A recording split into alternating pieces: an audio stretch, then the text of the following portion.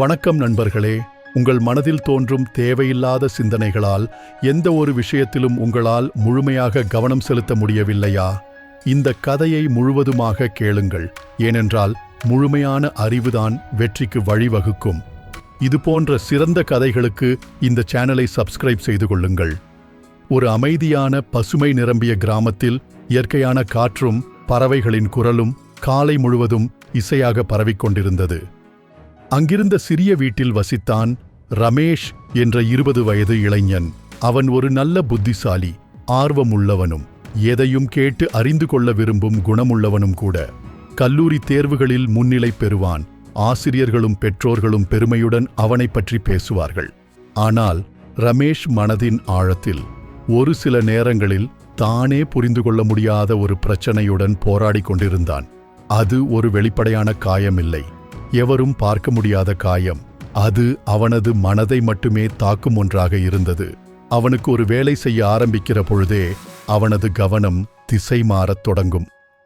ஒரு பக்கம் புத்தகம் திறந்து படிக்க ஆரம்பிப்பான். ஆனால் அடுத்த நிமிடமே அவனது மனதில் ஒரு கேள்வி. நேற்று என்ன நடந்தது? என் நண்பன் என்ன நினைத்தான்? அல்லது நாளை ஆசிரியர் என்ன கேட்பார் என்ற எதிர்கால பயம். அவன் கண்கள் பக்கத்தில் இருக்கும் புத்தக பக்கங்களை பார்த்தாலும் அவனது மனம் நூற்றுக்கணக்கான சிந்தனைகளில் பறந்து கொண்டிருக்கும். ஒரே நேரத்தில் பல சிந்தனைகள் மனதில் ஓடிக்கொண்டிருக்கும். கற்பனை கதைகள், நினைவுகள், பயங்கள். அந்த எண்ணங்களால் அவன் சோர்வான நிலைக்குள் தள்ளப்பட்டான். பெற்றோர் அவனிடம் அன்பாக பேசுவார்கள். ரமேஷ், உனக்கு நல்ல புத்திசாலித்தனம் இருக்கே, கவனம் செலுத்தினால் எல்லாவற்றையும் சாதிக்க முடியுமே என்று சொல்லுவார்கள். ஆசிரியர் அவனது தலைவிரித்த புத்தகத்தை பார்த்து, இது உன்னால் முடியும் ரமேஷ், கவனம் கொடு என்று வழிகாட்டுவார்கள். ஆனால் அந்த வார்த்தைகள் அவனது உள்ளத்தை தாக்கவே இல்லை. அவன் மிகவும் முயற்சித்தான். காலை நேரத்தில் எழுந்து மூச்சு பயிற்சி செய்து பார்த்தான். மனதை கட்டுப்படுத்த யோசித்து பார்த்தான். ஆனால் அவனது சிந்தனை பறவைகள் போல வானத்தில் பறந்துவிட்டன. ஒவ்வொரு முறையும் மனதை அழைத்து வந்தாலும் அது கடலில் அடங்காத அலை போல துள்ளிக்கொண்டே இருந்தது. அவன் வெளியில் சிரித்து கொண்டிருந்தாலும் உள்ளே அவன் மிகவும் வருந்தினான். ஏன் நான் மற்றவர்களைப் போல தன்னிலைமைக்கு வர முடியவில்லை என்ற கேள்வி அவனை உட்கொண்டிருந்தது. எந்த உற்சாகத்திலும் நிலைத்திருக்க முடியாத நிலைமை. கனவுகள் இருந்தும் முயற்சிகள் இருந்தும் அந்த மனக்குழப்பம் ஒரு தெளிவற்ற திரை போல் அவனது வாழ்க்கையையே மூடிவிட்டது. ஆனால் அவனுக்குள் ஒரு சிறிய ஒளி இருந்தது. மாற்றத்தை நாடும் ஒரு சிந்தனை. அந்த ஒளியே அவனை பின்னாளில் ஒரு அதிசயமான பயணத்துக்குள் அழைத்துச் சென்றது.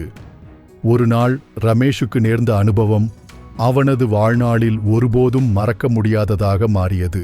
கல்லூரியில் பரீட்சை அரங்கம் அமைதியாக இருந்தது. எல்லோரும் பதில்களை எழுதி கொண்டிருந்தனர். ரமேஷ் ஒரு கணம் மட்டும் பதில் எழுதத் தொடங்கினான்.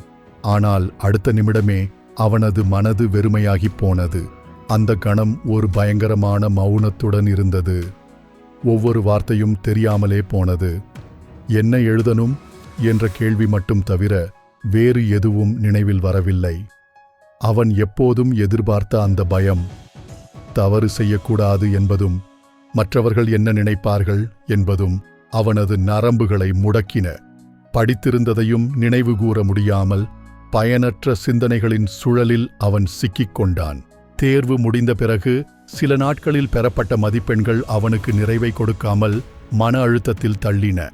2 பாடங்களில் தோல்வி அடைந்ததாக அறிவிக்கப்பட்டதும் ஆசிரியர்கள் வருத்தமடைந்தார்கள். இது ரமேஷா என்ற ஏமாற்றம் அவர்களது முகத்தில் தெரிந்தது. நண்பர்கள் மௌனமாகிவிட்டார்கள். சிலர் தொலைவாகிப் போனார்கள். பெற்றோர்கள் அவனை நோக்கி கவலையுடன் பார்த்தார்கள். ஒரு நாள் இரவு ரமேஷ் அவன் வீடு வாசலில் உட்கார்ந்து சிந்தனைகளின் சுழலில் தவித்தான். நான் திறமையானவன்தான். தேர்வில் தோல்வி அடைந்து மனம் தளர்ந்து மௌனமாக வீட்டு முன் அமர்ந்திருந்த அவனை அவனது மூதாத்தா, கிராமத்தில் அனைவராலும் மதிக்கப்படும் அறிவார்ந்த முதியவர் கவனித்தார்.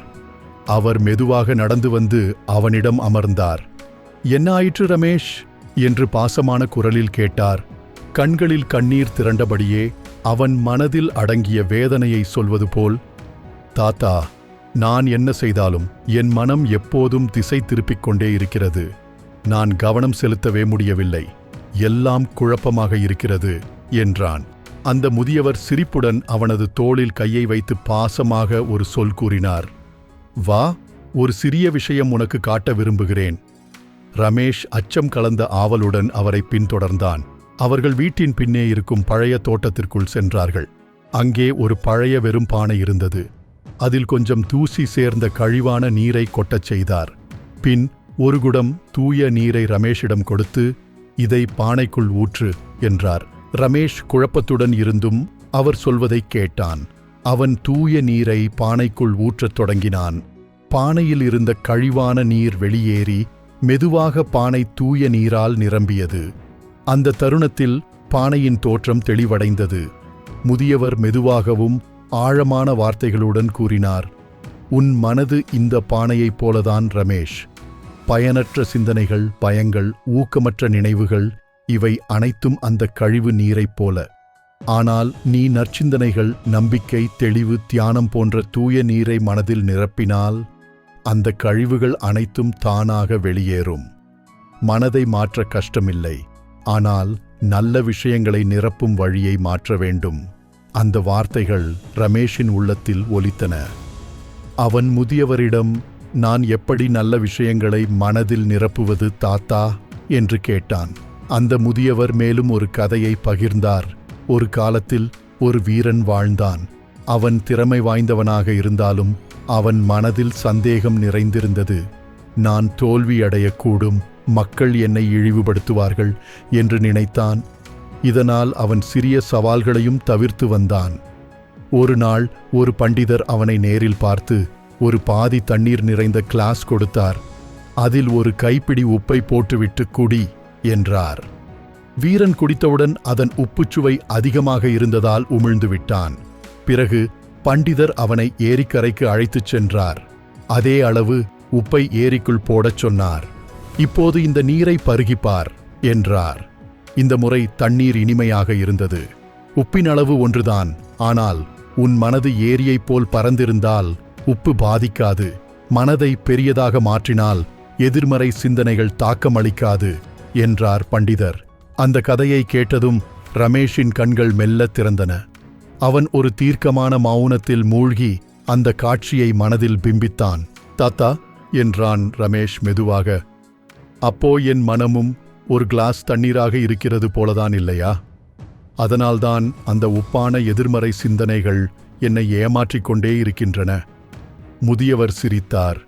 ஆம், உன் மனத்தை விரிவுபடுத்திக்கொள். கற்றது மட்டும் போதாது, நன்றாக புரிந்து அதை அனுபவத்தால் வளர்த்துக்கொள். புத்தகம் மட்டும் படித்து புத்திசாலியாக முடியாது. மனதை கட்டுப்படுத்தும் பயிற்சி, அதுவே உண்மையான ஞானம். அந்த நாள் முதல் ரமேஷ் ஒரு தீர்மானம் எடுத்தான். பயனற்ற சிந்தனைகளை அவன் மேல் ஆதிக்கம் செலுத்த விடவில்லை. தினசரி ஒழுங்குடன் வாழத் தொடங்கினான். தியானம், புஸ்தகங்கள், வேலைகளில் ஈடுபாடு ஆகியவற்றால் அவன் மனம் சீரடைந்தது. அடுத்த தேர்வில் ரமேஷ் வகுப்பில் மிக உயர்ந்த மதிப்பெண்களை பெற்றான். சில வருடங்களுக்கு பிறகு அவன் உலகப் புகழ் பெற்ற அறிவியலாளராக மாறினான். நண்பர்களே, உங்கள் மனம் ஒரு பானை போல. அதை நல்ல சிந்தனைகளால் நிரப்புங்கள். பயனற்ற சிந்தனைகளுக்கு இடமளிக்காதீர்கள். நிச்சயமாக நீங்களும் வாழ்வில் வெற்றி பெறலாம்.